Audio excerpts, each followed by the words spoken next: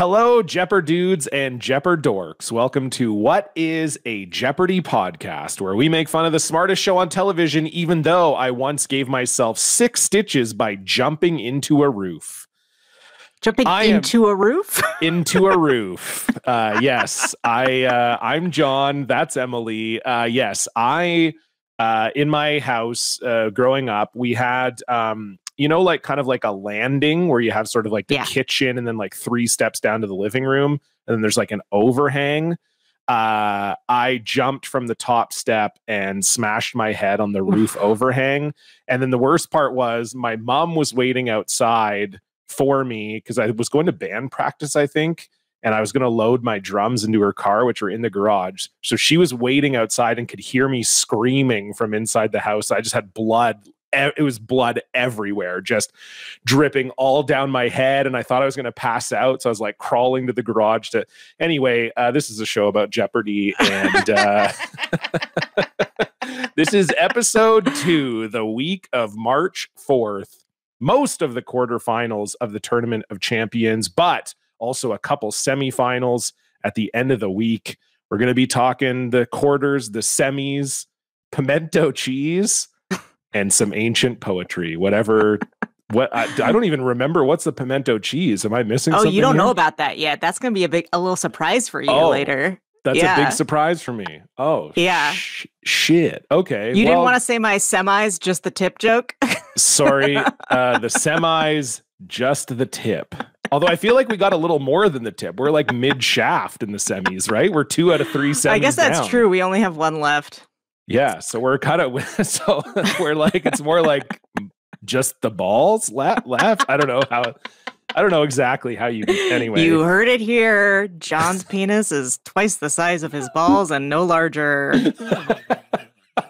That's how I measure it out. Well, I mean, it's a classic sort of technique. If you ever, when you're a teenager, if you ever get asked to measure your dick, you start from the balls. I mean, everybody knows that. But once you're not a teenager, you're not allowed to do that anymore. Oh, okay. Well, I mean, it has been a while since. Anyway, this is a show about Jeopardy. All right. Who's starting with Monday? Me? You? You can start. I've talked a lot. Go ahead. All right. I've talked too much, I think some would say, based on how the start of this episode went. I'm just giving you enough rope. Let's start with Monday, March 4th. Our contestants are Celebrity Jeopardy champion Ike Barinholtz, a producer, writer, and actor from Chicago, Illinois. 3-game champion Melissa Clapper, a professor from Marion Station, Pennsylvania. And 13-game champion Ray Lalonde, a scenic artist from Toronto, Ontario, Canada. Cue the sound effect. Oh! Yes. The game feels pretty neck and neck at the end of the Jeopardy round, with only $1,600 separating Ray in first place and Melissa in second. But in Double Jeopardy, the drama begins with Ike hitting a daily double early in the round and doubling his already leading score at that point of $7,600. Melissa starts catching up, hits the second daily double, and adds $8,000 to her score to end Double Jeopardy with a $4,600 lead over Ike, with Ray very close behind. It all comes down to final. The category is Poets of Ancient Rome. The clue: far from Rome, this first century poet wrote, "The leader's anger done, grant me the right to die in my native country." Ike and Ray both correctly guess Ovid? I don't know. Ovid, yeah, you got it. Ovid, while Melissa guesses Juvenal. Ike bets everything and wins it. Yeah, I mean, Melissa should know. Juvenal did not write that poem. He wrote "Back That Ass Up." Come on, Melissa, get it together. Emily, I mean, dare we say, one of the biggest moments in recent Jeopardy history. Ike Barinholtz, undefeated Celebrity Jeopardy champion, winning against 13-time champion Ray Lalonde. The second seed in the tournament. I mean, we really thought that the Chris Pannulo upset would be the most surprising one in this game. And I dare say this was more surprising. I think so too. I think because for a number of reasons. I mean, obviously Chris lost to Jared, who was a good competitor, but only a 3-game champion. So I think that was a little bit surprising, but more so just, I think, people have this idea that Celebrity Jeopardy is a lesser program. One of those people being myself. And so I think, people just thought, okay, well, Ike was good on Celebrity Jeopardy, but how good is he really? And it turns out he's pretty fucking good. Yeah, really good. He flashed some skills. You have to hand it to him. Like, going from Celebrity Jeopardy to the TOC is not the same as going from Celebrity Jeopardy to Jeopardy. Yeah. Because these questions are harder and these competitors are more proven. Like, he did so well in this game. I really, really thought he was going to get smoked. Oh, me too. Me too, for sure. And I mean, he acquitted himself well, but Celebrity Jeopardy, it's got to be hard too, because, if you're good at Jeopardy, you're probably going into Celebrity Jeopardy thinking like, well, this isn't going to be hard for me. Maybe until the final. Like, obviously, his final was pretty tough with Patton Oswalt and I think Andy Richter, right? Were the 3? Oh, yeah. It was like all people who have won or should have won. Yeah. And Andy's been on Celebrity before and has been good. Like, I think all of that showed that Ike was a good player. But yeah, you kind of go through 2 rounds of Jeopardy where you're sort of like, well, this is a sort of a joke. Like, this isn't really competitive for me. Yeah. And then you get right into the flames of, here are 2 very good champions. The questions are harder. There's no joking around, really. Like, it's just got to be a very different feeling. And the strategy has to be totally different too, because in Celebrity Jeopardy, it's all about you just buzz in on everything and assume you know it, because you probably do. And he has to be so much more restrained on this. And he is, because there are things he does not know that he's not guessing on, which is good for him. Totally. Yeah. I mean, he had a smart strategy. Like, he talked about that. I can't remember if it was in an interview or what. I think it was maybe in one of the anecdotes, but he just talked about how he never wanted to buzz in if he wasn't sure if he was right. No, it was one of the interviews where he was saying, I wasn't sure. Like, that was one of the main pieces of advice I got from Andy Wood, I think he said, past 6-game champion, I think Andy was. And and then he was good at that. Although I will say, as someone who trained someone who was in the Champions Wildcard and Second Chance tournaments, when you don't ring in because you're not 100% sure, and then you would have been right, it is a horrendous feeling. And that's fake Jeopardy. Yeah. That doesn't count, where you're just like, I should have rung in. You're a dumbass. But then there are obviously other times where you're like, oh, maybe it's this, and you're wrong. So you do have to try to keep that in your mind of.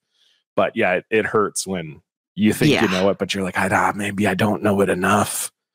I will say this game was spoiled for me, which was heartbreaking. You and I were doing a live stream to promote this podcast. Yes. We were on Go Off Kings, and someone in the comments of Go Off Kings said, and you didn't see this, thank God. Thank God. I had no idea. That said, I can't believe Ike won, and by so much. And I was like, I am just going to assume that's a joke. Right. But yes. I was like, that's a joke. It's got to be a joke. And then my dad texted me saying, did you watch? And that's when I knew it was not a fucking joke. I did get one text. A friend, I think, tried to couch it a little bit, where he said to me, I'm going to find the text, because it was sort of like, he didn't outright tell me, but he doesn't text me about Jeopardy that often, even though I know he is a big Jeopardy fan. And he just kind of sort of hinted at it. Yeah, he just said, wait, Ike Barinholtz is in the Tournament of Champions? That's all he said at first. So I was like, okay, he's just tuning in.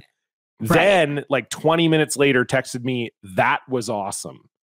But I didn't know. It could have been anything, but because he first texted me that when we were on Go Off Kings also. So I was like, I haven't watched yet. Don't say anything. And then he's like, oh yeah, I'm just saying it's so cool that he was in the tournament.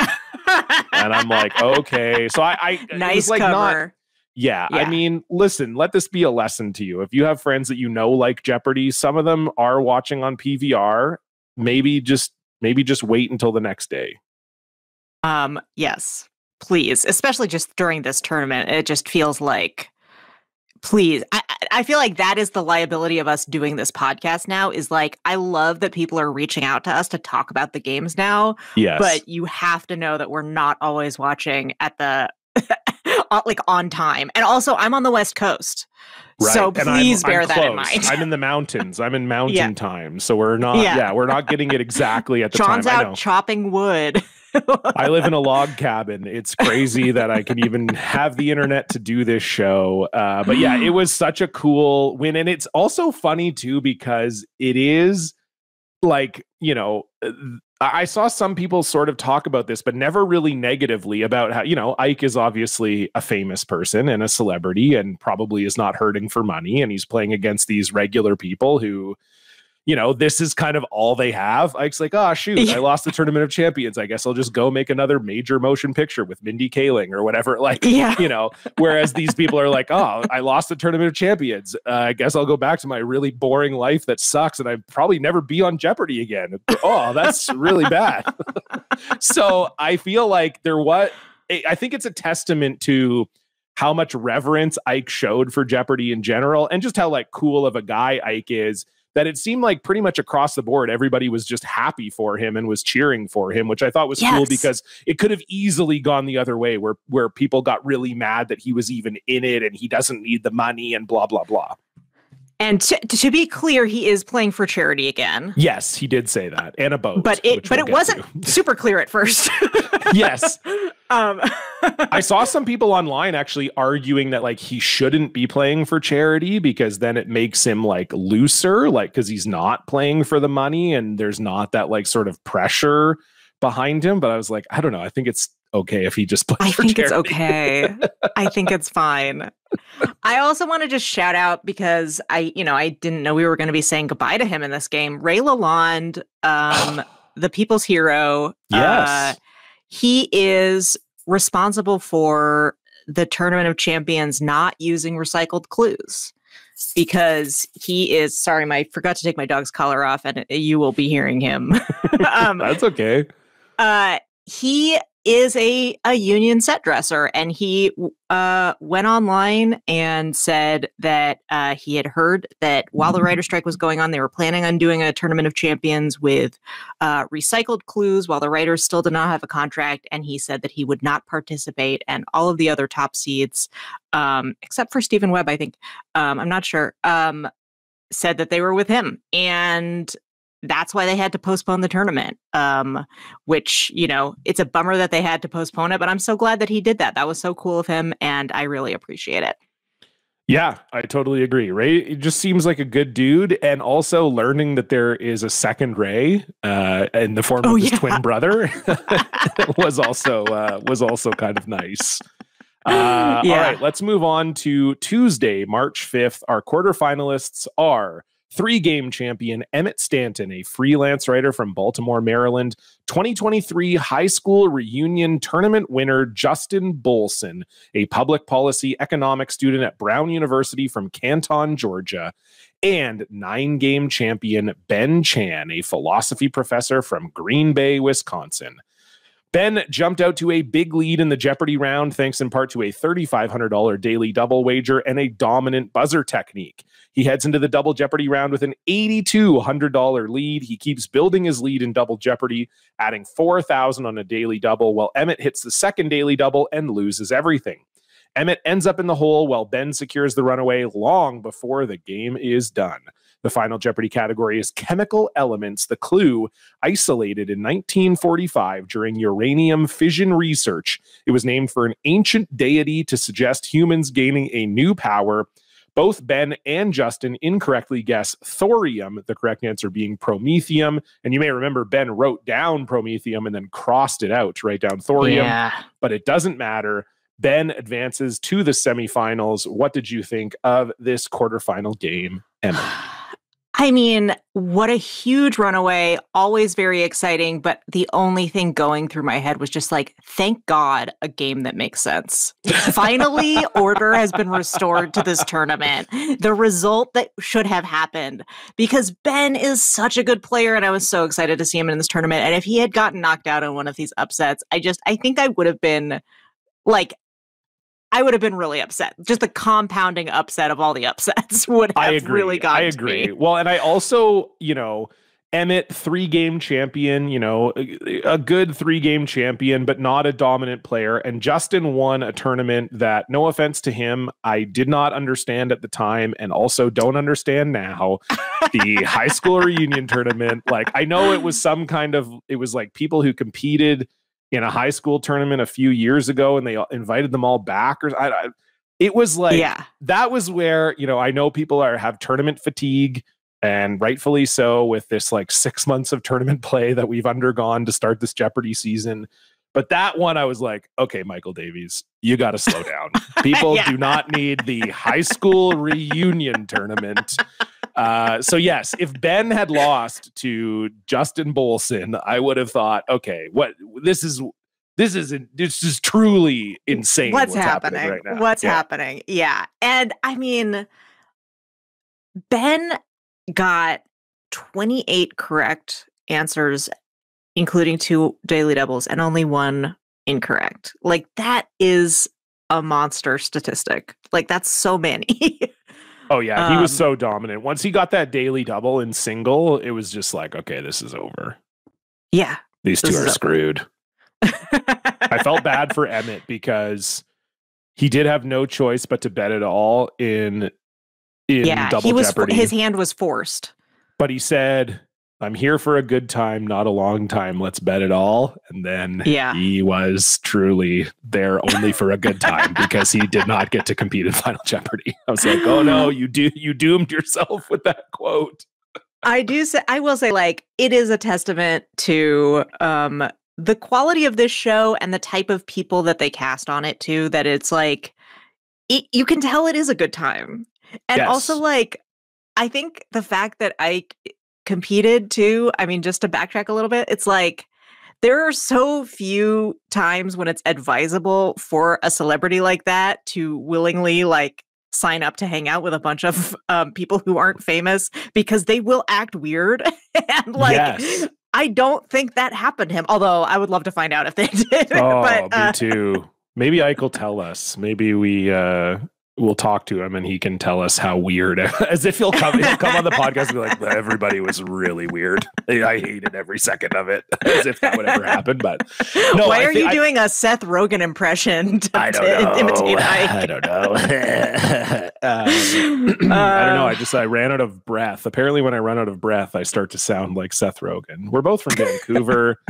I think I smoke a great deal less marijuana than Seth, though. I could count on one hand the number of times I've smoked in my life, and that's probably about how many times he smokes in a day. Your life? Yeah. It's not for you? It's not for me, no. God, Canadian citizenship is just wasted on you. Yeah. Well, yeah, it's true. It's getting more legal here, but still not as legal as you want it to be. Yeah. That's fair. That's totally fair. I was going to say, okay, here's another thing. You're talking about casting on the show. I just wanted to bring this point up apropos of nothing. But one thing I've always thought about, this is if I was high watching Jeopardy, the thing I would think about is, like, there must be times where contestants get bumped because of their name, because they never have 2 contestants that have the same name on the show. So, like, if Matt Amodio, right, he's on his, like, 30-game run. If your name is Matt and you're scheduled to appear on the show and Matt goes on a hot run, you must get turned down from being on the show until he's off. Until he's off, yeah. Or they're like, would you be willing to go by Matthew? Yeah, can't even remember a time they've done, like, Matt and Matthew. Yeah. That's a really good point. Isn't that crazy? I don't know why I thought about that, but I wasn't high when I thought about it. All right. It's time to get to know your hosts. Yes, it's time for the anecdotes. And Emily, it says here on my cards that you were an arson victim. That's right, John. Tell me about that. So there's an arsonist in my neighborhood. As far as I know, they have not been caught. This is real. I thought you were. This is real. I was like kind of joking. You thought I was just doing like in my neighborhood. I live in Gotham City. No, we had one of those like storage cubes on our front yard for a while. And in the middle of the That's night where one your husband night was sleeping? I was really pissed at him. And in the middle of the night, like my neighbor was just like coming home from a night out and knocked on our door and was like, "Hey, your cube's on fire." Because someone had like come through and like lit the cube on fire. They had only managed to ignite the like plastic tarp around it. I was gonna say, With, I feel like you can't. It'd be hard to light. I guess they're made of steel, right? No, it's made of wood. That's what's so weird about it. The whole thing is just like a wood box. Oh, and okay. the plastic got lit on fire, but I got the opportunity to put out a fire with a fire extinguisher. Oh. And I just want to recommend that to anyone who's considering it because it felt so cool. I have never been as cool as I was in that moment. And as soon as I was done, I was like, "Peter, did you take my picture?" And he was like, "No, I was making sure our house wasn't on fire." That's honestly a classic, not to be, but that's kind of a classic wife thing. Becca's always like, "Why aren't you taking more candids of me?" It's like, you didn't get a candid of me putting this fire out? Why did I even marry you? Now, I have to ask, because you said it felt cool, were you acting cool as well? Or were you kind of panicking and then after you were like, that was cool? I think as soon as I got it, like the fire wasn't that big and it wasn't like threatening anyone. Thankfully, it had rained the day before, so it was like, it wasn't going to spread. But as soon as I like pulled the pin out and it started spraying, it was like, I was able to enjoy it in the moment. Nice. Yeah. I won't step on this, but I very quickly one time got trapped in my high school's courtyard and I had to throw a garbage bin through a window. And I would imagine it's a similar feeling. It was awesome. It was it was a weekend. There was like literally no way of getting out of there. Yeah. And so I just had to, because I was trying to go get something in my locker and then I didn't realize that all the courtyard doors would be locked because they weren't locked from the inside. Oh, yeah. So I had to throw a garbage can through. Oh, my God. And it was so, I felt like Arnold Schwarzenegger. I was just like stepping through the window like, did anyone see that? I am so cool. So, John, it says here it was a big weekend for you in the world of curling and being a wife guy. Yes. Oh, what a weekend for curling and wife guys, Emily. The Brier final just happened tonight, right before we recorded. The Brier is the Canadian National Championship for curling. Classic confrontation between Team Canada defending champion Brad Gougeau from Newfoundland and Labrador against Mike McEwen from Saskatoon, Saskatchewan. Great game, Brad Gougeau prevailing. It was quite a delight to watch. And then it was my wife's birthday on Friday. So happy birthday to her. We watch all the Jeopardy episodes together. We went out for a nice dinner and some nice cocktails on Friday. I showered her with gifts and praise. And it's a good, when you're a wife guy, it's fun when it's your wife's birthday because you just go, that's cool. My wife is being celebrated. That's nice. I'm just now picturing a parody of When You're a Jet from West Side Story, but it's about being a wife guy. When you're a wife like guy? Half the lyrics written. Well, that's stay tuned. Episode 3. When you're a wife guy. Episode 3 is just going to be us like Weird Al-ing West Side Story. Yeah, we're just doing parody songs only. Yes. Okay, let's keep going, Emily. What happened on Wednesday? Okay, Wednesday, March 6th, our last group of quarterfinalists are 3-time champion Sean McShane, a tour guide from South Boston, Massachusetts. 1-game champion and Champions Wildcard winner Deb Bilodeau, a restaurant server from San Francisco, California. And 6-game champion Troy Meyer, a music executive from Tampa, Florida. Troy was looking strong but not unbeatable at the end of the Jeopardy round with an $1,800 lead over Sean, but all of that changed in Double Jeopardy. 6 clues in, Troy hits a daily double with a score of 11,800 and doubles it. He hits another daily double shortly after that and adds $4,000, and very soon after he has secured a runaway game long before the round is over. Troy heads into final with a staggering $38,400, a $30,000 lead over Deb in second place. Final Jeopardy category is American Literary History. The clue: the country is celebrating 100 years of freedom, 100 years too soon, says The Fire Next Time, published in this year.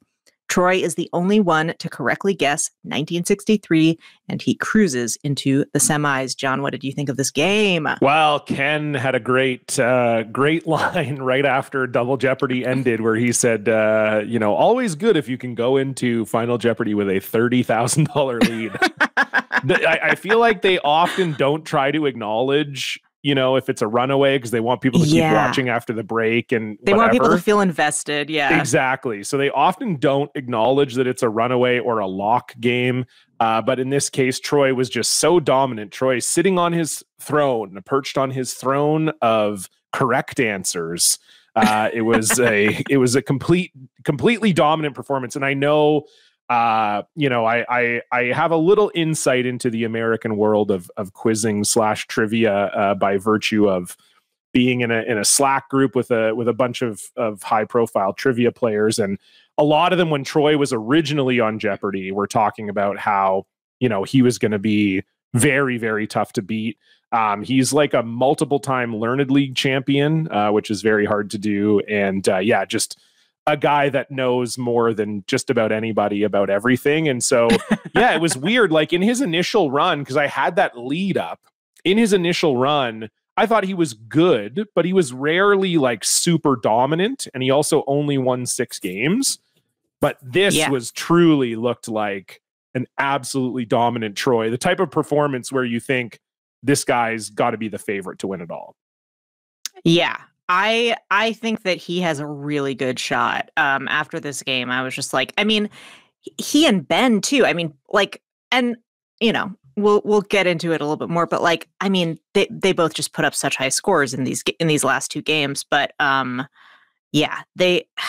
this was just a very good performance, and we'll get into it a little bit more later on. But I do know that Troy has been preparing very hard for this tournament, so it is clearly paying off. I was very, very happy with this game. I thought that was exciting, even though, I will say I did not remember Sean. I feel like I've remembered most of the people in this tournament. I did not remember Sean, but I have very warm feelings toward Deb. Bay Area person. I think also a UC Santa Cruz graduate, just like me. Oh, okay. But you could tell that there was a moment when Troy had the game locked up and the other players could just sort of relax. Yes. Deb in particular just seemed very excited to just even be beside Troy. Just kind of being like, wow, okay. Yeah, this is like you are very good. I mean, that's who you want to lose to, is someone who is just like, clearly you can understand how I lost to this person, right? Like, yeah, totally. Well, and Deb is also fresh off of winning 100K in the Champions wild card. So there's also probably a little bit of that there too, where you're just, this is pretty good. I've had a pretty good go here. Yeah. Like Juveria, I believe, won like a combined 135,000 between the second chance and the Champions wild card. So she probably won more than most of the 3-game champions. So that definitely softens the blow. Yeah, 100%. 100%. Yeah. So yeah, no, that was a very, I agree with you. Like that was part of the fun of watching that game, was just feeling like Deb and Sean were just kind of like, great job. Yeah, hey man, just like, you're doing great, dude. Yeah, this rocks. And that's the end of the quarterfinals. John, you want to take us into the semis? Absolutely. So we're heading into 3 semifinals. We have watched the first 2, and the third is coming up. I guess it's tomorrow as we're recording this, but yesterday as we release this episode. But on Thursday, March 7th, we had our first group of semifinalists, Ike Barinholtz, returning to the Jeopardy stage to face off against Ben Chan and Jared Watson, who had taken down Chris Panullo. And it was a very dramatic game with Jared and Ben duking it out for the lead all through the Jeopardy round. At the beginning of Double Jeopardy, Ben hits a daily double and bets somewhat conservatively, adding $4,000. And then right after, Jared hits the second one and lost everything. Ike capitalizes on Jared's lost momentum and starts picking up some money, though everyone struggles with very difficult clues in this round. Ike ends up within striking distance of Ben going into final. The final Jeopardy category is Ancient Drama. And, I got a lot of that. The clue from the 470s BC, Aeschylus's earliest surviving work has this title. He'd fought them repeatedly in the preceding years. It's a triple stumper, so it all comes down to the wager. Ike bets everything, Ben bets to cover, and Jared bets nothing, so Ben wins and advances to the finals. Emily, this was a crazy game. This was very exciting. This kind of made up for me having Ike's first game spoiled because he could have taken it if he had wagered differently. If he had bet less, Ike would have been in the finals. Yeah, he did zero. And again, I have spoken about this. I believe I spoke about this on the last episode, but I've talked about it earlier this episode. But when I was training the contestant for Second Chance and Champions Wildcard, I frequently was training them with Andy Saunders, who runs the JeopardyFan.com, which we are both very big fans of that website, by the way. But yes. Andy is a sort of expert on Jeopardy wagering. And I just knew that if I was playing a training game, Andy would have been so mad at me if I bet what Ike bet there, because really the only hope you have is Ben getting it wrong and Jared can't catch you. So really the only proper bid there is zero. Ben's almost never going to bid zero in that situation, especially because he thinks he's a better player than you, and he is. Yes. So this was a little bit of the Ike this is Celebrity Jeopardy, yes. Celebrity Jeopardy strategy coming in to the Tournament of Champions thinking. You can see like he was sort of like cross applying his like double Jeopardy or like daily double wagering strategy to final, which just didn't apply. Yes, exactly. He definitely thought that for sure. It was just like, well, Ben's so good, I just have to bet it all. And that was actually a situation that did not call for him to bet it all, but in fairness, Ben is probably a better player than Ike. He is a better player than Ike and deserves to be in the TOC final. Yes. And I think it'll make for a more interesting final with Ben in it rather than Ike. Not that I don't love Ike, but I think ultimately the right thing happened probably. Yes. I think it's like, I wanted to see Ben in the finals. So I am like happy with this outcome, but I just want to say how impressive Ike's score at the end of this game was, or at least going into final, especially when you consider that he did not get any daily doubles. He achieved that score purely on just buzzing in, and Ike played awesome. I mean, he played really awesome. Jared Watson knocked off Chris Pannulo, and he was way ahead of Jared. He could have beaten Ben, and he wasn't that far. He's only he was like 5,000 behind Ben, I think, or 4,800. Yeah, it was like going into at the end of Double Jeopardy, Ben had 15,200 and Ike had 10,400. Yeah, so less than 5K difference. Yeah, and if you look at their Coriat scores, Ben had 12,800, Ike had 10,400. Not a huge gap. No. Good for you, Ike. Great job. And honestly, great job. I hope this is not the last we've seen of Ike on Jeopardy. I hope they find a way to get him back in here for something. Yes. I mean, at the very least, they're probably going to record another one of those like, I'm Ike Barinholtz, and I've got some clues for you today about yes, that would the be great. U.S. Post Office for some reason. I got the question wrong about Aeschylus, so here is a category about Aeschylus. Totally. Okay, we've got one more game left. Emily, run us through it. Yes, it's Friday, March 8th, International Women's Day. These semifinalists and my wife's birthday. An international woman, my wife. And my mom's birthday, too. Aw. Wait, are you married to my mom? Okay. Okay. Our semifinalists. That one, I don't think. Our semifinalists are Emily Sands, Yogesh Raut, and David Sibley.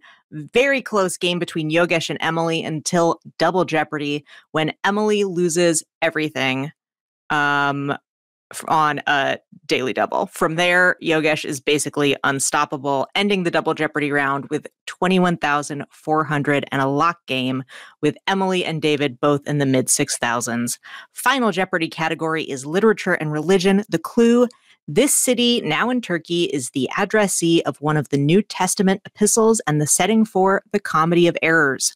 Only Yogesh correctly guesses Ephesus, adding, "Your bracelet was my lucky charm, Emily," and showing off a friendship bracelet.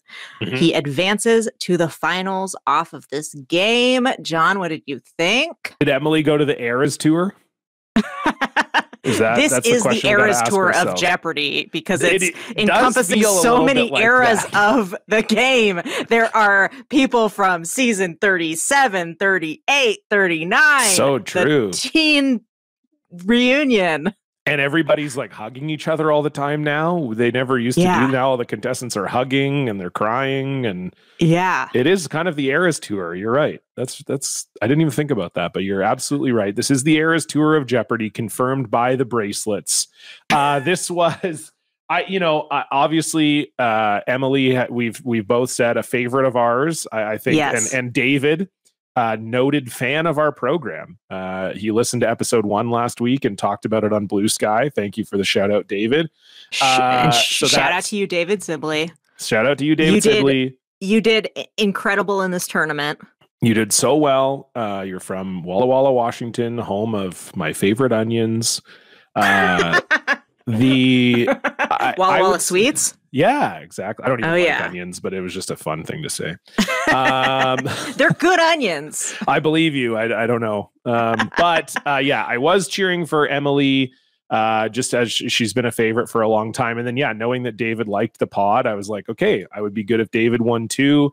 But Yogesh, we've seen he's leveled up. He has leveled up since his initial run when he won 3 games.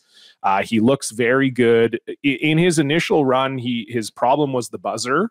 I think that ended up being his downfall, and he still has kind of a strange buzzer technique, but he's figured it out. Like, he's getting in first a lot, and he knows a lot of stuff. He's very much like Troy, has a very wide sweeping knowledge. And I read his recap of this game. He's taken to recapping his games on Facebook.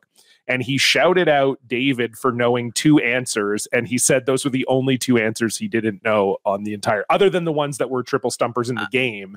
He was like, of all the other answers, those were the only ones that I didn't have a clue on. So shout out to David for knowing that, because I didn't know it. And it just feels like if he can keep figuring out the buzzer, it's going to make for a really good final, particularly if Troy wins tomorrow. Yeah. Which, you're listening to this when we already know who won that game. If Troy lost, I will be kind of surprised, because he is so good. And I do predict a Troy, Yogesh, Ben final. I do want to shout out, if Emily had gotten that daily double, I could see this game going obviously very differently, because she did get 19 correct in this game, 5 incorrect. Part of that due to her sort of losing some confidence after the big daily double miss, and probably having to buzz in on some stuff that she wasn't as sure about. Yogesh had 23 correct, 1 incorrect. David, 12 correct, 3 incorrect. I mean, very, very good game, very tough game, very well played. Yeah, very well played game. And looking forward to seeing Yogesh and Ben in the final. Okay, it is time to move on to our anecdote of the week. John, what was your favorite anecdote this week? Well, I have to go back to the Yogester. He had a great anecdote, and I think, fair to say, Yogesh caught a little bit of flack in his initial run for his anecdotes, which primarily concerned his very strong trivia ability, beating James Holtzhauer, things of that nature. But he has repeatedly said that was just on Jeopardy, that those were, they wanted him to talk about that and sort of establish his his quizzing bona fides on the show, as it were. So yeah, in his write-up of this game, he talked about how this was the first time where he sort of said to the Jeopardy producer, hey, like, I think I've got this like funny joke. Like, can you just prompt me and can you tee me up? And Ken tees him up. And I have to say, we talked about this last week. If you stick the landing on a joke in an anecdote, it's hard to do. I have a lot of respect for you. And this was sort of a perfect joke for the moment, I would say, as well. So go Absolutely. ahead. Yogesh Raut is a social and personality psychologist from Vancouver, Washington. Tell us about your Jeopardy progression, Yogesh. How do you feel like you're doing on the show? So, I mean, I knew coming in just a 3-game winner. I knew I was an underdog. So before I came out, I said, I just have one goal for, how I want to do while I'm out here. And that was to slip Ike Barinholtz my screenplay. And mission accomplished? As long as he doesn't check his bag between here and when he leaves. Very good. Very good. Yeah. A nice little nod to Ike even being in it, I thought was very good. And I think I mentioned this last week on the show, but Yogesh is well known as one of the best film trivia players in all of the United States. His Learned League score in film is unbelievable. He's very good. So it also, just me knowing that, made the anecdote even better, because I was like, I bet he does have a screenplay. I bet he does have a screenplay. Yeah. I'm sure he didn't slip it to Ike, but I bet it maybe did cross his mind. Like, should I talk to Ike about my screenplay when we're in the green room? I wouldn't be surprised if they were talking film, off camera, because that film is also one of Ike's strongest categories. Totally. So most improved anecdote. He's been working on his buzzer. He's been working on his anecdotes. The frivolous trappings of the game of Jeopardy. Yogesh has gotten one film question wrong ever in Learned League. He's 338 for 339. Wow. What was the one he got wrong? Do we know? Oh, good. I don't know. I'll have to look it up here. I hope it's one about Monsters Inc. or something. Yeah, or where he's just she's the man. Does this even count as film? Come on. I'll see if I can find it while you're going through your anecdotes of the week here. Okay. Well, first, I want to give honorable mention to Troy Meyer's anecdote talking about becoming a father. Troy Meyer is a music executive from Tampa. You've got a big change coming up in your life in just a matter of weeks, right? That's right. Yeah, my wife and I are expecting a baby girl in 2 weeks. Thank you. And my wife brought it up that if I win the Tournament of Champions, that we're going to call her Kenderella. Kenderella. Is it Ken for short? Is it Ella for short? Do you have I don't know. We haven't worked that part out yet. This would be a very strong counter incentive. I would not want you winning. She's in favor of it. I love this. Well, you have my blessing. Thank you. I like that they went with Kenderella, not Kennedy or a name that girls Kendra could actually have. It's no, it's Kenderella. Kenderella. We're going with Oh yeah. I love that.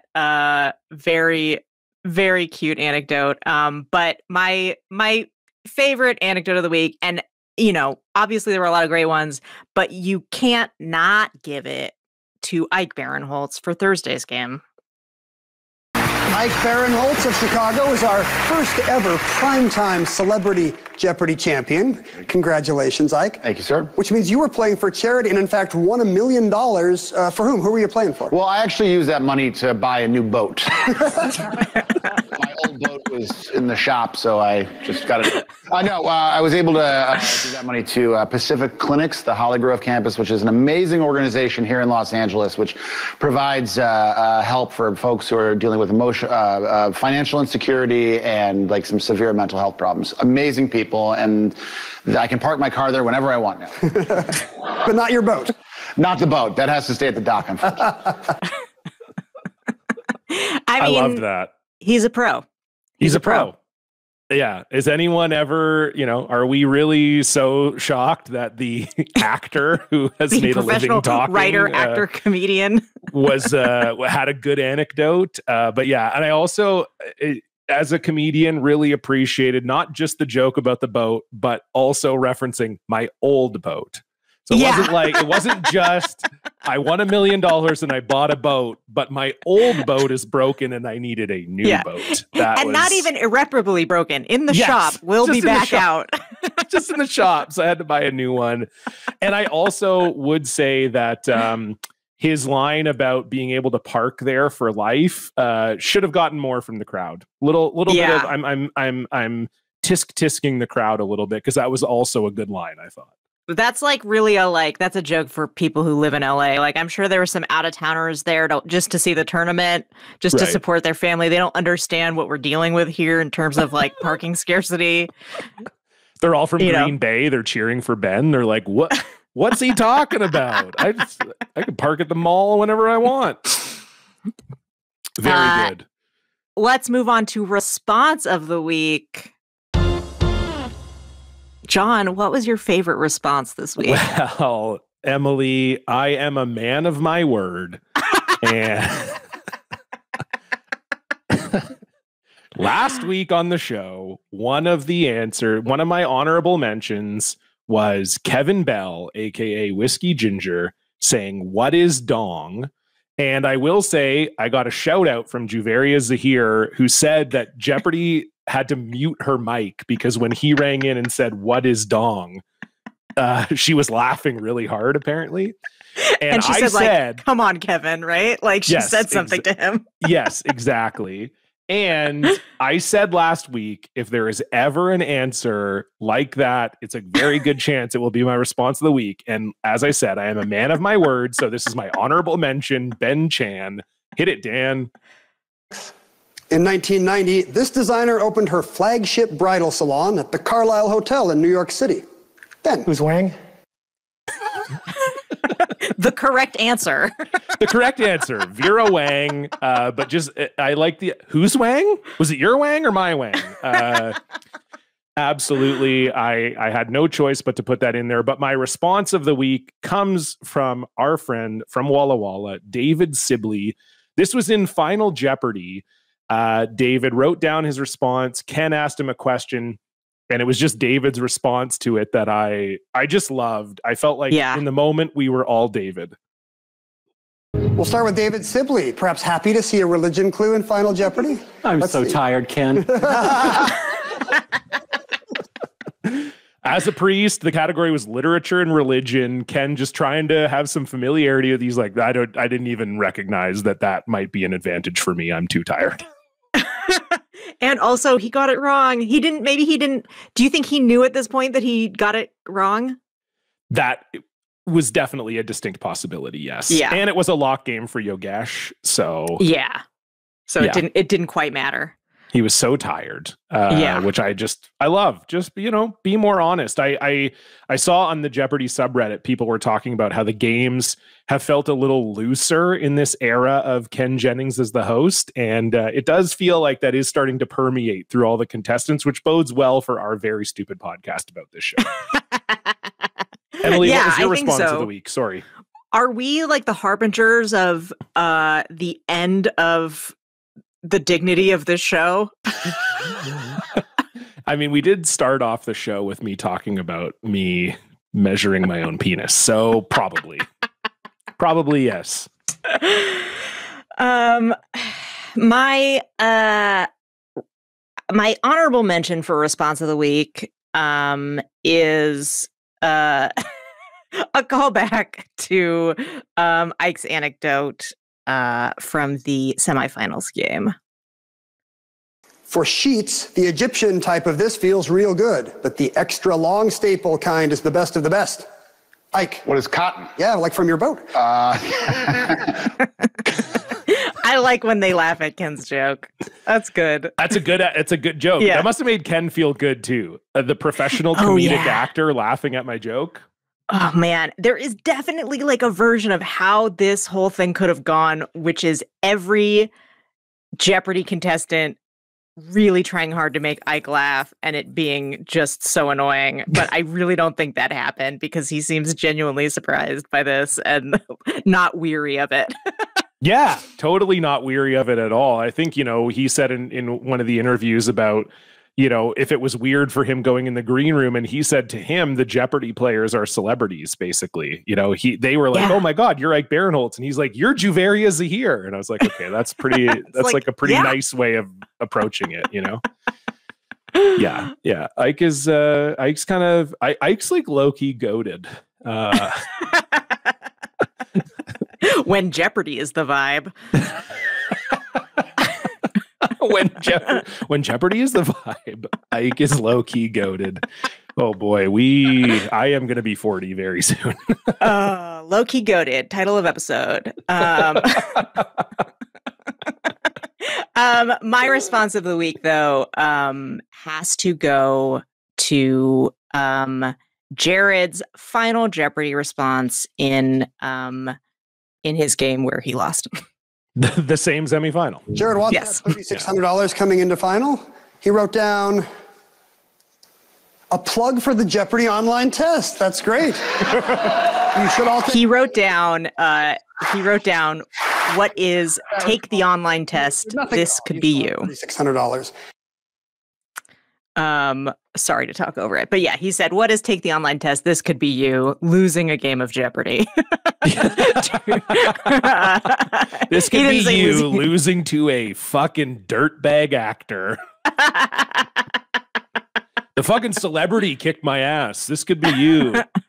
Well, okay, he did not lose to Ike because Ike bet everything and ended up with 0 in this game. You're right, so, actually. You're right. To be fair. He did actually beat Ike. You're right. Yeah. Maybe that was kind of Ike's low-key goated move, which was to give more money. Because I think in the quarterfinals, both the losers make the same amount of money. But I believe in the semis, the second place finisher gets a little bit more, I think. I could be wrong, but I think that's right. Oh, yeah, I have no idea. So, I mean, this could be you taking money away from a charity, I guess, is another way to put it. Well, and that, but... Yeah. Yeah. But I do think that gets at what we all love about Jeopardy, which is that these are normal people. Yes. In an extraordinary circumstance. And you kind of do, you watch to be like, how would I do? Yeah, of course. We've all thought that, and we've all thought we should take the online test. Speaking of online, Emily. Oh, speaking of online, the Jeopardy fans are fuming this week. I can only assume.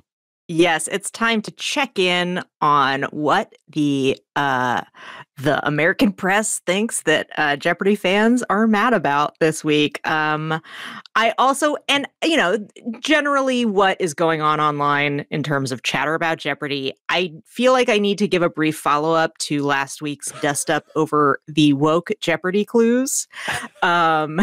Because in between us recording that last episode and releasing it, none other than Elon Musk, one of the most right place, right time idiots in the world, weighed in on Jeopardy going woke. He took to X, formerly Twitter, that brand that was worth literally billions of dollars that he changed for no reason. But he is a business genius. That's what I've been told, and I say that as I climb into my Cybertruck. It really does feel like someone dared him to prove to people that he's stupid for the last 5 years, and he's doing everything and it's still not working. They were just sitting around a big round table, and one of his interns was like, "I'm sorry, Mr. Musk, but I have an idea. What if instead of everybody thinking you are one of the foremost thinkers of this generation, you actually proved everybody that you're a fucking moron?" And he's like, "You know what? That is an awesome sauce idea. I should do that." So he tweeted, saying, "Woke Jeopardy ideas, quote, difficult questions that require context for $400. Is it better to A, cleanse the earth and nuclear fire, B, vote Republican?" What does that mean? Can someone explain to me what that means? So, okay, this is one of those, I had to really, sit with this to be like, what the fuck is he saying? I know it's stupid, but what is it? And so he's like, oh, Jeopardy's gone woke. I'm going to talk about it. And so he gives what he thinks is a fake Jeopardy question, which is not only not in the form of a question, but also multiple choice for some reason. Classic Jeopardy. You know what this is, though? If you play Jeopardy on your phone, the answers are multiple choice. So it makes me think that he's never watched the show, Jeopardy app. but he's played the Jeopardy app on his phone. He's like, oh, I know what Jeopardy is. That's the multiple choice question game. Why would I watch that? It's all multiple choice. Yeah. And so the joke is that woke people think it's better to cleanse the earth of nuclear fire than vote Republican. And why would the category be difficult questions that require context? Like, what is he talking about? Anyway, I just feel like I had to say that because it happened. It did. Yeah, there's no denying. There's no denying that happened. There's no denying that truly was an event. But I also wanted to highlight one of the most deceptive clickbait headlines of the week from the U.S. Sun. The headline was, Jeopardy champ Troy Meyer, quote, sounds nuts as he reveals will to win TOC and demands, quote, shot at show's biggest star. He's not here to make friends. Like, I've never been like, how can this possibly be what they're talking about? And so the article says, Jeopardy champ Troy Meyer has revealed he's hell-bent on conquering the 2024 Tournament of Champions, and he wants the Masters crown too. The 6-day winner and pro quizzer shared his intense TOC ambitions before returning for its last quarterfinal on Wednesday. And they're talking about his appearance on the official Jeopardy podcast, I believe, or talking to the producers, but he says, I want that shot at Masters. I want that shot at James Holzhauer, and I know I can hang. And yeah, I've given anything I got, he added matter-of-factly as Buzzy side-eyed the camera, looking genuinely surprised. Producer Sarah Whitcomb-Foss joked, are you allowing yourself to have fun on the way? Troy replied, I know that sounded nuts, but to which the producer and Buzzy laughed. Buzzy added, you're talking to the king of nuts. Wow. Truly riveting stuff. Yeah, it's just like, how could you possibly have turned that into that I love headline? the idea of, especially because Troy has kind of a meek like voice, is like he's kind of just I love the idea of this man is hell-bent on destroying the competition with one foot on their throat. He holds a sword to their eyeball and is ready to plunge. And then Troy's like, I've been training a lot and I would like to win. I'm coming to the Tournament of Champions to win. This man is going to shoot his competition in the face. I've been training with a buzzer at home, and I have been reviewing some of my weaker categories, and I think I'm in a good place. It's really, really outrageous. That's my favorite one that you ever showed me so far. Really? Yeah. Well, you'll be sad to know that I have skipped over the one that was we will not be hearing about the one that was about Canada. Oh, what? Boo. I know, because it's not that interesting. No, but, that's fine. Canada's not that interesting. The headline is just, Canadian royalty. Jeopardy stars Ray Lalonde and Juveria Zahir pose with Matea Roach at secret event after being toppled in TOC. Nothing secret event. Ooh la la. Qu'est-ce que c'est? Where was this secret rendezvous? But we can't cover that because we have a more important headline to cover. Please. Which is from Queen City News in Charlotte. And the headline is, Charlotte pimento cheese entrepreneur owes business to Jeopardy winnings. Okay, go on. In 2013, John Morgan won $2,000 for coming in second on Jeopardy. Jeopardy was an amazing genesis of our story, but it was just a start, John Morgan, owner of Queen City Charlotte's Pimento Cheese Royale, said. Everything else has been very much about just hard work. At his Jeopardy audition, John was asked about what he'd do with his winnings. Morgan had an answer for them. At that point, it was like, we're going to be the biggest, best pimento cheese company on the planet, Morgan recalled. He had the most cash going into Final Jeopardy, but whiffed on the last question. Even so, the $2,000 he earned for finishing second went a long way. The iota of a germ of a scintilla of a start, Morgan says. It was something cool to tell people. Still is. It was the most fun thing I've ever done in my life. The game show cash flow went towards a mixer to start his pimento cheese venture. March of 2024 marks 10 years in business. John's Spread sells nationwide as far away as Alaska in a handful of flavors. But my favorite part of this article that I did not get an explanation for is, even the equipment feels like family. This is EMILY, by the way. This is our packaging robot. She's the real MVP of our team, he said. He has a robot named Emily. Whoa. That packages the pimento cheese. That could be you. That could be me. What do you think it stands for in this case? I don't know. Electronic manufacturing incorporated. What's the Y? I'm like really trying to reverse engineer what the Y could possibly be. What is any of it? None of it's about pimento cheese, but yeah, it's just there's really... no P or C in there. We could have easily, this is terrible. I just feel like this is the only time when you are ever going to see Jeopardy and pimento cheese in the same headline. No question about it. That's a good find. No question about it. That's a very good find. Okay, it is time for the final Jeopardy deep dive. Before I get you to tell me which final Jeopardy clue you wanted me to deep dive on this week, Emily, I just want to say, first of all, thank you to everybody who listened to episode 1. We got a lot of amazing feedback in the first week of the show. A lot of you listened and enjoyed the show. We really appreciate it. If you are listening to this and you're liking this episode as well, if you could do us a huge favor, head on over to Apple, Spotify, your favorite podcasting app, give us a 5-star review, maybe even write a little comment in there. That really helps us climb up those charts. So we would love if you did that. And also, if you like the show, share it, particularly if you're, say, I don't know, maybe a former iconic Jeopardy champion that is maybe listening to this show and you have lots of followers. Maybe tell everybody that this is your new favorite podcast about Jeopardy. Oh, yeah. I don't know. Sounds crazy, right? But you could do that if you were so inclined, or just tell a single friend if you're not, famous or you don't know anybody. Just tell a friend, and that would be wonderful. If you don't have any friends, this is your chance to make some.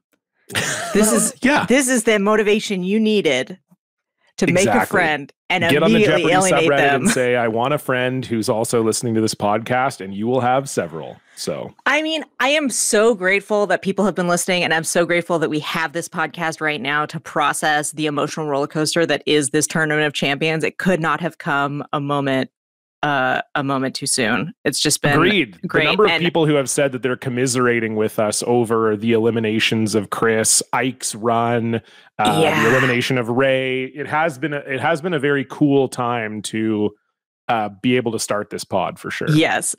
I will say I was at a party yesterday. And bragging. Very cool. And someone asked me about the podcast, and I started excitedly talking about what's going on in the Tournament of Champions, and they quietly excused themselves. There's a pimento cheese spread in the kitchen calling my name. And I was like, all right, this is what the podcast is for. You're like, is that pimento cheese spread by Pimento Cheese Royale by any chance? Because he was on Jeopardy. Did you know that? They're like, oh my God, get me out of this party. Okay, Emily, what final Jeopardy clue can I dig into for you this week? Well, this was a very boring week for final Jeopardy topics. True. Sad. But I gotta say, just on the strength of Ike knowing this and winning on it, I was curious about the Ovid clue. Okay, well, maybe we'll start with Ike, because I think this is an interesting one, because Ike revealed in an interview with Vulture that he knows this clue because of the Tom Cruise, Nicole Kidman orgy movie, Eyes Wide Shut. And this was from the interview, Ike says to the interviewer, have you seen Eyes Wide Shut? The interviewer says, yeah, but it's been a while. Ike says, there's a first scene where Tom Cruise and Nicole Kidman go to the party. That creepy Hungarian guy starts hitting on Nicole Kidman and is like, have you ever read Ovid and the Art of Love? For some reason in my mind, I was like, well, Ovid is a poet. And I thought of that line. Maybe that could be okay as an answer. I was incredibly nervous. I was definitely sure Ray and Melissa were going to get it right. Interviewers. So we have Stanley Kubrick to thank for your victory. Ike, we do. My takeaway is watch Eyes Wide Shut. So we're going to watch that scene from Eyes Wide Shut, and you can see, to me, it blows my fucking mind that Ike Barinholtz remembered 30 seconds of a movie that came out in 1999, but you'll notice in this exchange, Nicole Kidman actually, when she answers the question, have you heard of Ovid, kind of gives a hint to Final Jeopardy. So it does actually make sense that if Ike remembered this line, it would connect to the clue. So Dan, you can play that scene. It's just about 30 seconds.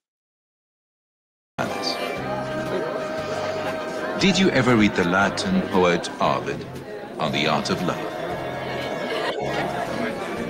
Didn't he wind up all by himself, crying his eyes out, in some place with a very bad climate? But he also had a good time first. A very good time. Are you here?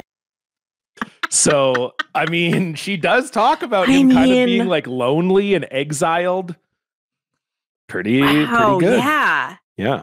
I mean, crazy. This is how you study for Jeopardy. You get like sexy Nicole Kidman to read you facts with like sort of like a breathy kind of I will fuck you if you learn this fact kind of voice. Yes. And I will say also the movie is 2 hours and 50 minutes long. So I would love to know how many times Ike has watched Eyes Wide Shut. And was there like a time in Ike's life where he couldn't access porno, so he just watched Eyes Wide Shut like 400 times? Well, now stop saying that that's what you're going to ask him about. Now he's not going to do the podcast. I'm just kidding. Ike knows I love him. This is not even, Ike is a multiple time guest of Block Party. It's fine. If he's on the pod, I will ask him that point blank though. How many times have you seen Eyes Wide Shut? It's fine. And then he'll just know the subtext. Yes, and that's fine, Emily. Anyway, Ovid was a poet. He was born in 43 BC and died somewhere around 17 or 18 AD. And that, honestly, has got to be kind of fucking cool to have lived in both BC and AD. I feel like that's pretty badass. Yeah. He was born in Italy, and as suggested by this scene in Eyes Wide Shut, he originally gained fame with erotic poetry. And then the quote from this Final Jeopardy clue, where it talks about the leader's anger's done, grant me the right to die in my native country, kind of teases that he was exiled, which is true. He was exiled around 8 AD to Tomis, which is in present-day Romania. He was exiled by the Emperor Augustus, whose full name is Gaius Julius Caesar Augustus, also referred to as Octavian, and he is Julius Caesar's great-nephew. He banished Ovid without any consult of the Senate or a Roman judge, which was rare for the time and kind of speaks to it maybe being personal. Ovid later wrote in a poem that he was exiled due to a carmen et error, a poem and a mistake. The poem piece seems widely regarded to be understood as his Ars Amatoria, or the Art of Love, which was a collection of erotic poems that he believed the emperor was upset about, because when Augustus took over, one of his main kind of things was he wanted to restore Roman public morality. He thought the Romans were banging too much. It's actually true. He wanted, one of his things was he wanted Romans to go back to having one wife. That was like one of his things, like the one wife policy. A lot of adultery going on. So that is generally said to be the poem. Now, the mistake, there is some speculation about. This is where it gets a little bit weird, Emily.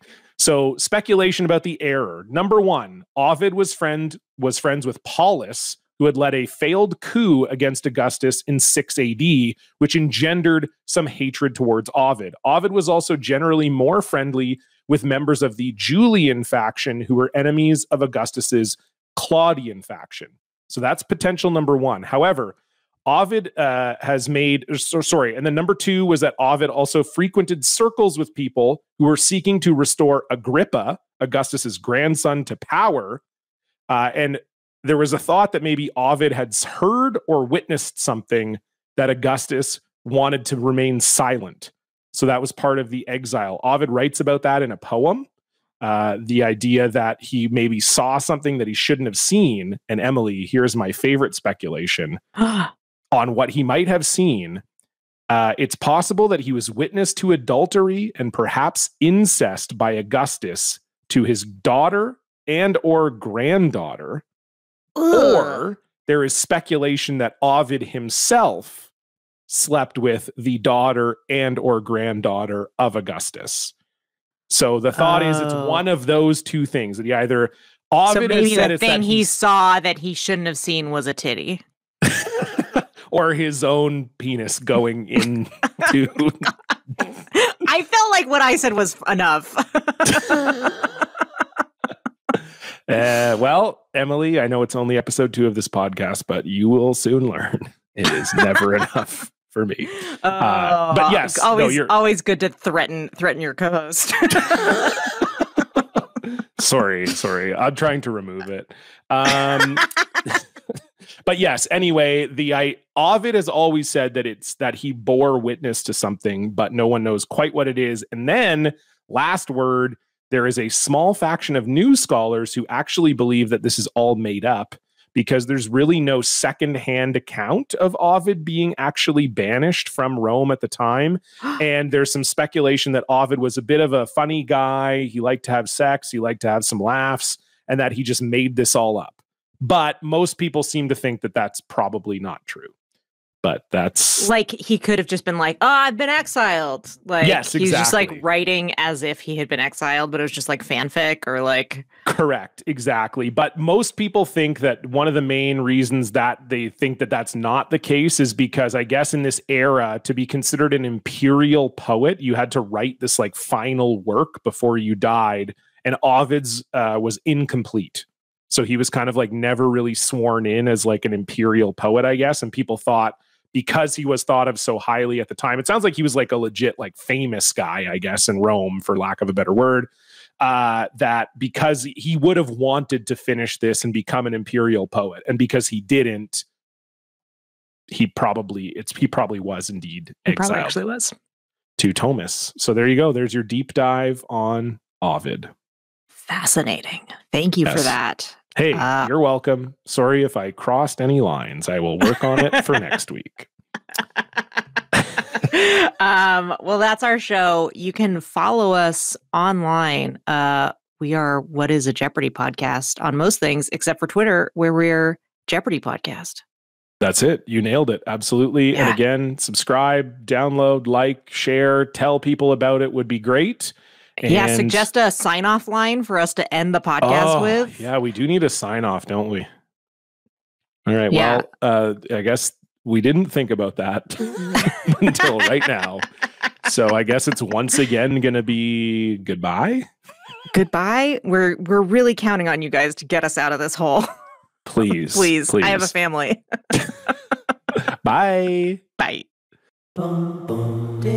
This episode was produced by our producer Dan. Music is by Nate Heller. Art is by Max Wittert. Shout out to thejeopardyfan.com for all of the Jeopardy info. Shout out to vulture.com's interview with Ike Barinholtz from this past week. And shout out to Colby College, whose article Ovid and the Censored Voice came in handy for the Ovid deep dive.